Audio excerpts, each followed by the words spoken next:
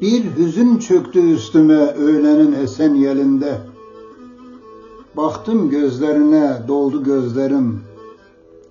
Öylece baka kalmıştım yüzüne. Dona kalmıştım. Bir an sarıldığımı hissettim. Örtmüştü beni siyah uzun saçlarıyla. Bir buse kondurdu yüzüme. Gitme o zaman dedi. Ya kalsam sensiz. Neye yarardı kalmak? Gitmek veya kalmak.